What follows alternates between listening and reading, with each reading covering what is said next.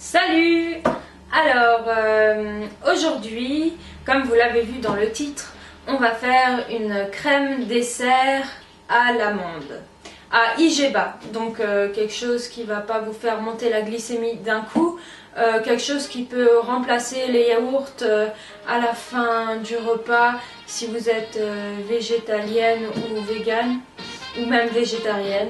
Ça peut aller aussi pour les enfants, c'est une bonne alternative je trouve, parce que moi au début les yaourts me manquaient énormément, vu que j'ai toujours consommé des yaourts depuis que je suis petite à la fin du repas, et puis la compote c'est quand même pas pareil, donc j'ai trouvé cette alternative et je la trouve assez bien. C'est une bonne recette et bon, ça se garde 2 jours maximum au frigo.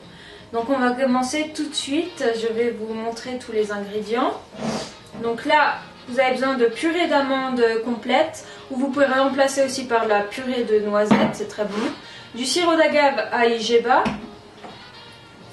c'est pas un sirop d'agave spécifiquement pour IGBA, mais le sirop d'agave est indice glycémique bas, donc c'est vachement raffiné, mais quand on n'a pas d'autre solution, c'est bien. Donc du lait d'amande, vous pouvez prendre du lait de riz amande, le lait végétal que vous préférez. Il vous faudra aussi donc un fouet, une casserole.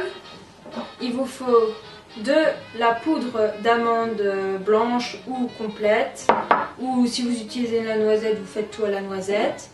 De la fécule d'ail roro. Voilà, donc je vous mettrai tous les ingrédients en barre d'infos. Donc pour le commencement, vous mettez toutes les poudres dans la casserole. Voilà, vous mélangez pour homogénéiser.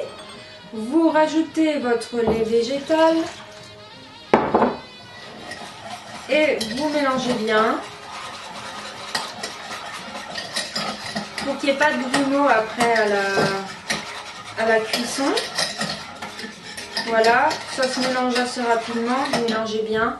Vous prenez votre sirop d'agave et vous en ajoutez 3 bonnes cuillères à soupe. Voilà, et vous mélangez à nouveau.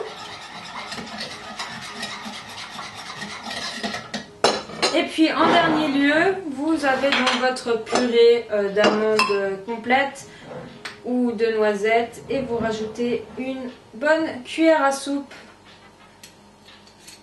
Voilà, pour que ce soit pas trop gras. Ça donnera un petit goût vachement sympa à votre crème dessert. Voilà. Alors vous pouvez aussi rajouter du cacao, hein. C'est comme vous le voulez, pour faire une espèce de danette au choco. Donc voilà. Donc on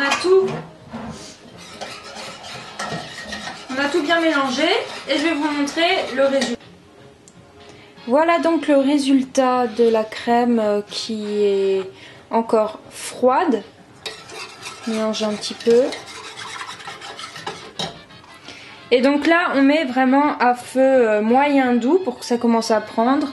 Donc je sais pas si vous arrivez à voir, moi j'ai mis thermostat 4.5, c'est une cuisinière qui marche assez fort.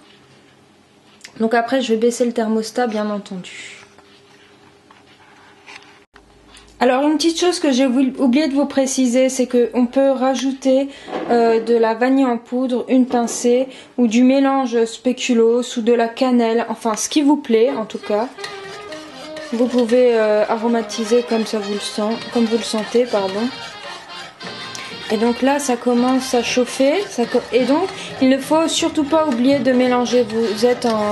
C'est vachement rapide comme recette, donc ça vous prendra pas beaucoup de temps. Vous mélangez toujours, parce que sinon ça va faire des grumeaux. Voilà, vous voyez, le mélange commence à épaissir. Toujours au fouet, c'est mieux, parce qu'à la cuillère ça prend, le fouet il est plus épais, ça marche mieux.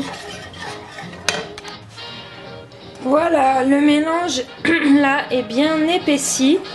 Donc j'ai baissé le feu sur 1, 2, vous voyez c'est vachement solide. Donc j'enlève la casserole du feu, hop. Et maintenant je laisse refroidir à température ambiante et je vais verser dans des verrines. Voilà donc le résultat de ces petites crèmes dessert à l'amande. Donc maintenant on laisse refroidir et on mettra au frigo et on consommera sous les 2 jours. Voilà, bye bye et à bientôt!